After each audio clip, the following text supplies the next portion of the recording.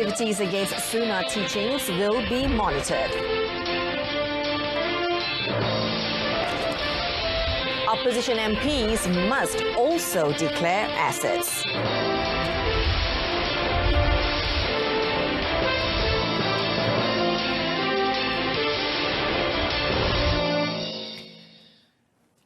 Good evening, I'm Jessica Lee. Welcome to News on 2.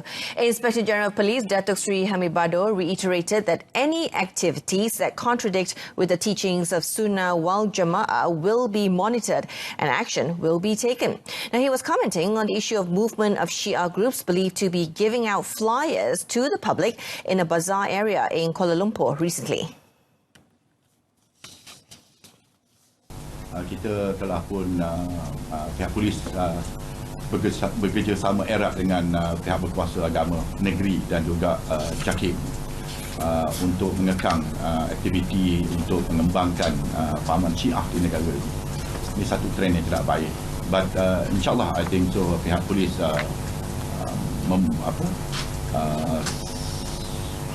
mempunyai maklumat berhubung dengan perkara ini dan kita yakin kita akan dapat tanganinya dengan sebaik-baiknya.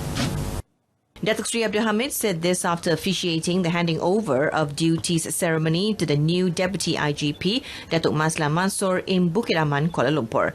During the event, Datuk Maslan's wife, Datin Fariha Muhammad Zamri, was also appointed Vice Chairman of the Malaysian Police Family Association, or PERCAP. Meanwhile, Datuk Sri Abdul Hamid said the general public has been advised to be rational and moderate when fighting for rights of any sort. He said this is because provocations can trigger and lead to extreme and radical action from certain individuals. Kita tegas mengambil tindakan ke atas semua bentuk keganasan tanpa mengira apa latar belakang agama ke kaum ke politik ke. Kita akan ambil tindakan yang tegas. Tidak boleh menjebelahi mana-mana pihak ataupun tidak boleh mengambil pendekatan yang tidak adil dalam approach kami untuk nak mengatasi ancaman-ancaman tersebut. Datuk Sri Abdul Hamid said he does not rule out the possibility that there are several quarters who are deliberately stoking racial and religious sentiment. On another note, former policeman Mat Ali Amir Bacha's claims of injustice in 1997 when he was charged with corruption, Datuk Sri Abdul Hamid said he would consider meeting him to get further explanation on the matter. Mungkin saya akan panggil datang berjumpa dengan saya, apa isunya lagi kan. Walaupun perkara tersebut sudah pun berlaku sekian lama, tetapi daripada penampilan beliau di dalam jelas menunjukkan bahawa dia yakin bahawa dia tidak bersalah. Tetapi apa yang ada pada dalam rekod PDRN, semua justice was actually administered dalam kes beliau.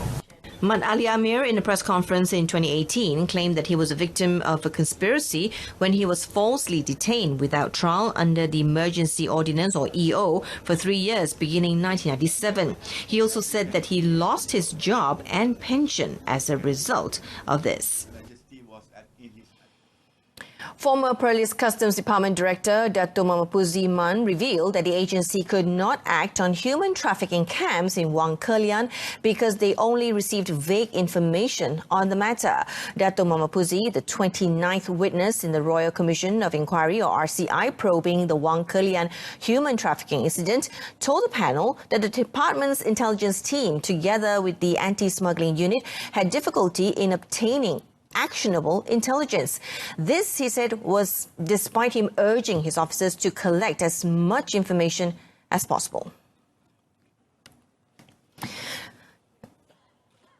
Testifying on the 10th day of the RCI, Dato' Muhammad Puzi added that they had issues obtaining intelligence on migrants and said it was easier to obtain information on the smuggling of contraband, such as drugs and firecrackers. Another witness, former Immigration Department Director Muhammad Amir Othman, said local enforcement agencies had difficulty tracking down human trafficking syndicates due to the refusal of victims to cooperate. The 30th witness of the RCI said the illegal immigrants conspired with their agents and syndicates to protect their identities and not reveal information. The RCI 7-member panel is led by former Chief Justice Tun Arifin Zakaria as chairman. An Indonesian national was sentenced to 8 months in prison after pleading guilty for his involvement in managing an illegal wood factory in Bukit Ibam Reserve Forest by the Kuantan Sessions Court in Pahang.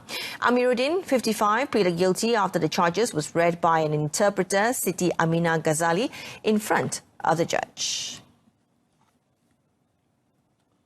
According to the charge sheet, the accused was involved in managing a wooden-based factory without a valid permit issued by the authorities. He was accused of managing the factory at compartment 129 of the reserve forest around 12:15 p.m. on the 31st of January this year.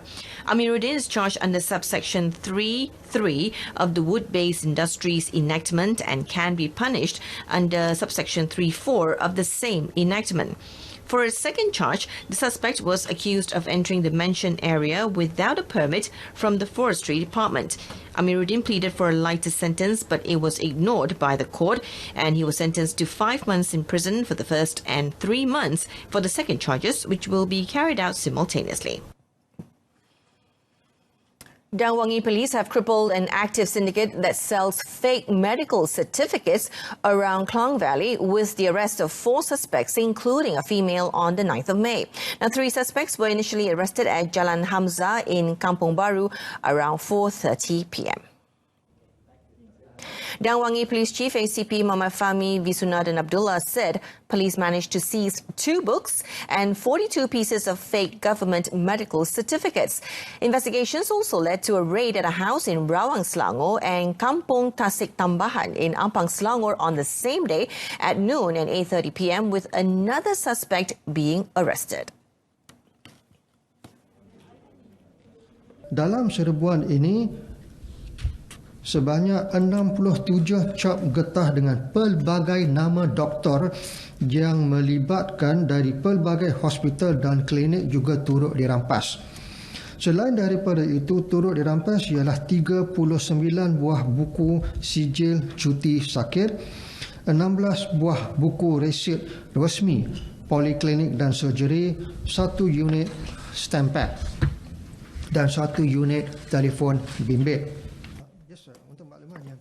Investigations also revealed that the syndicate targets their victims through social applications such as WeChat or through word of mouth. The medical certificates is believed to be sold around 20 to 25 ringgit a piece and 400 to 450 ringgit for every book. The Marine Operations Force will continue to increase security and monitoring in the country's waters, especially in the Eastern Sabah Security Zone or S Zone during the Aidilfitri celebrations. Now, these steps are taken to curb any smuggling of illegal goods and human trafficking.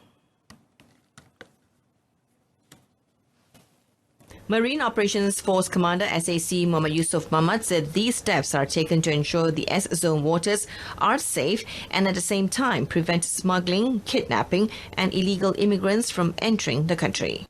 Sepanjang bulan Ramadan menjelang Hari Raya, insyaAllah kita akan ketatkan lagi lah. Ketatkan lagi kawalan. Dari segi kadang tu bulan puasa nak raya ni dia orang keluar. Dia nak balik kampung halaman. Itu pun kita masih tangkap jugalah, walaupun dia nak balik. Sebab kalau tak ada permit dan sebagainya, kita akan tangkap tekong-tekong lah, termasuk tekong-tekong lah yang bawa keluar, bawa masuk. The Marine Operations Force Commander said this in Sandakan, Sabah. Meanwhile, SAC Muhammad Yusuf said his team will take over the 25 patrol vessels owned by the General Operations Force in efforts to strengthen the security at the S-Zone areas, and the takeover is expected to be finalized after the Aidilfitri celebrations.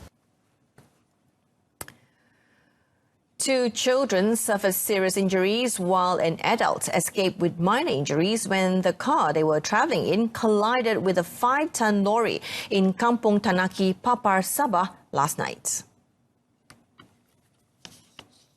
According to a statement from Sabah Fire and Rescue Department Operations Centre, all the victims were given early treatment by Emergency Medical Rescue Services or EMRS team members and medical officers before they were sent to Papa Hospital for further treatment.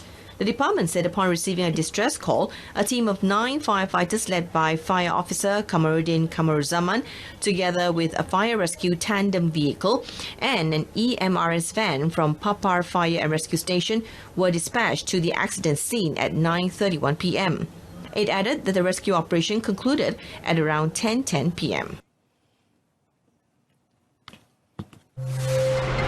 Coming up after the break, Maxis sees overall performance remaining solid.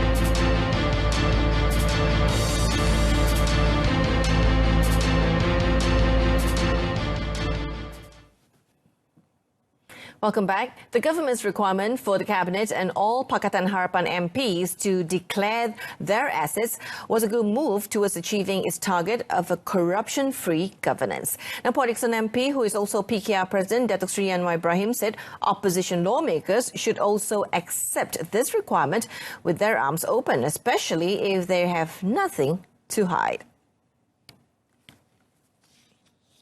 Saya rasa itu cadangan yang patut diterima sebab kerajaan harus bertanggungjawab, transparan. Maka pembangkang juga yang selalu bangkitkan hal yang sedemikian, saya fikir patut memberikan sokongan yang jelas bagi cadangan ini. Dan kita akan kemukakan juga di Parlimen supaya bipartisan mencadangkan satu peraturan yang agak lebih jelas, memberi ruang kepada semua ahli parlimen mengisytiharkan harta. Datuk Seri Anwar said this to the media after delivering his opening speech at the 2019 National Youth Convention in Bangi, Selangor. The National Governance, Integrity and Anti-Corruption Centre, or GIACC, had proposed 5 KPIs, including asset declaration initiatives to show the commitment and accountability of all ministers.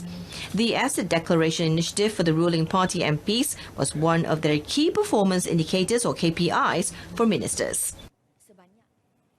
The Federal Territories Islamic Religious Council, or MAWIP, has allocated a fund of 1.25 million ringgit to 14 hospitals and medical centres throughout the Federal Territories Hospital Charity Fund. Now, the donation was presented by Raja Pemaisuri Agong Tuanku Haja Aziza Maimuna Iskandaria at the Hospital Chancellor Tuanku Muris.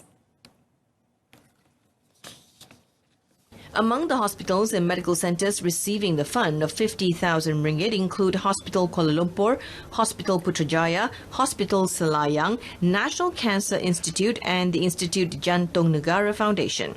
Deputy Minister in the Prime Minister's Department, Fuzia Saleh, who accompanied the Queen to segregate the funds, said the allocation is a proof of the government's commitment in fulfilling the needs of the rakyat.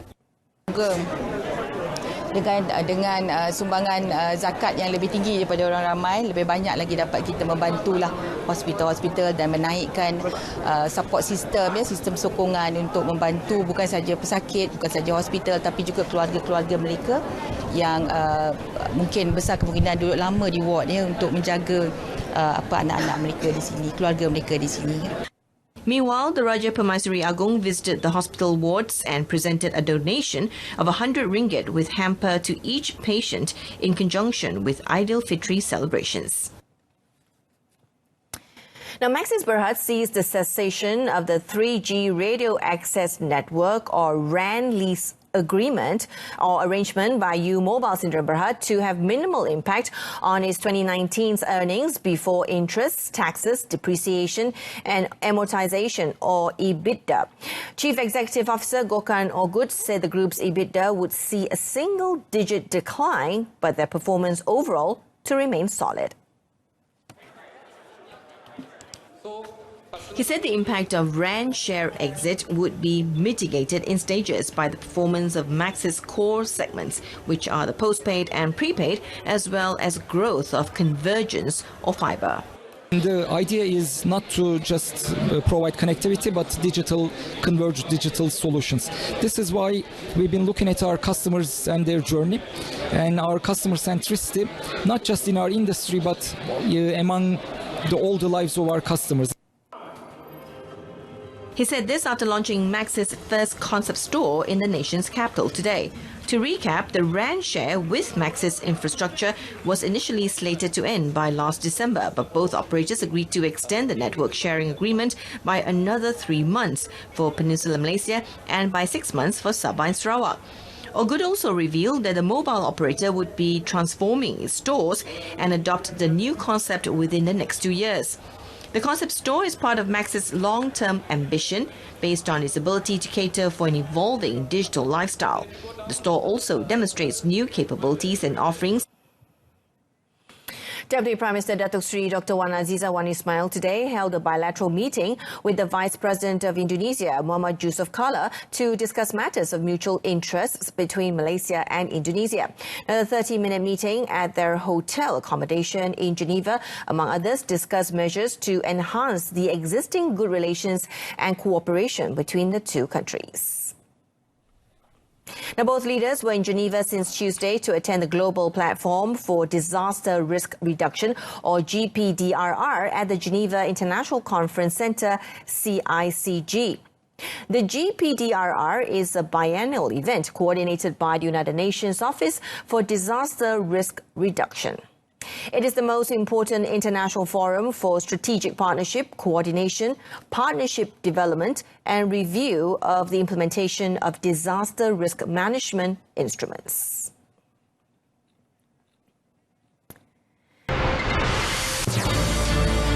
Coming up in sport, JDT march on to its 6th straight title.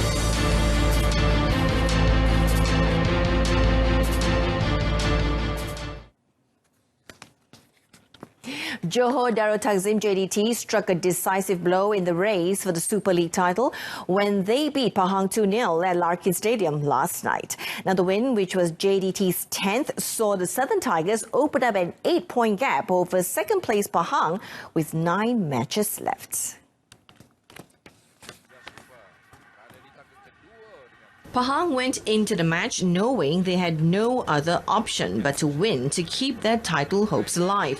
However, without Dixon Nwakeme, the Elephants look pale shadow of the team that defeated Terengganu FC 4-0 in their previous match. JDT struck in the 69th and 92nd minutes through Haris Harun. The consistency that JDT have shown in the 2019 season in the Super League is an incredible feat, and this latest win are undeniably setting them up for the unprecedented stranglehold of the league title.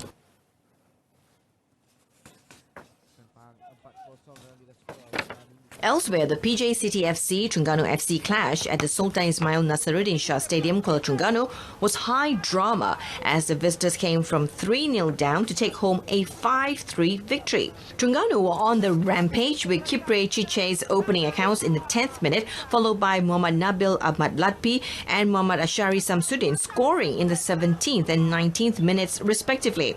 All 5 PJ City FC goals, meanwhile, came in the second half.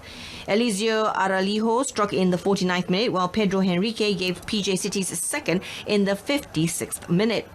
Washington Brandao gave PJ City's third in just a minute later.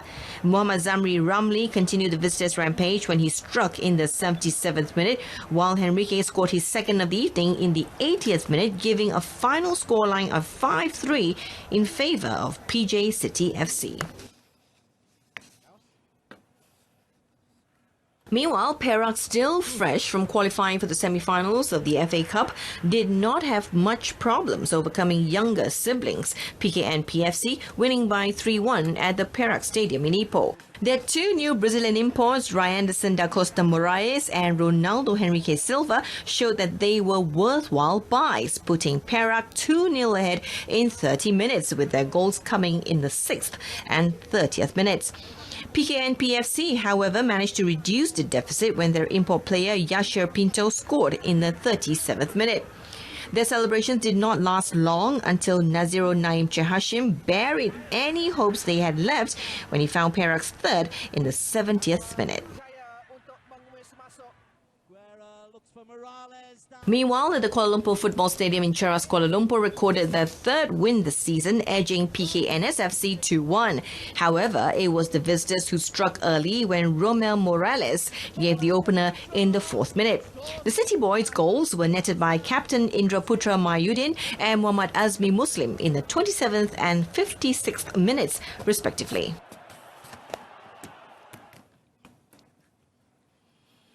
And that's it from us. In our top story, activities against Sunnah teachings will be monitored. Join me again at 12:30 tomorrow afternoon. I'm Jessica Lee. Thank you for watching.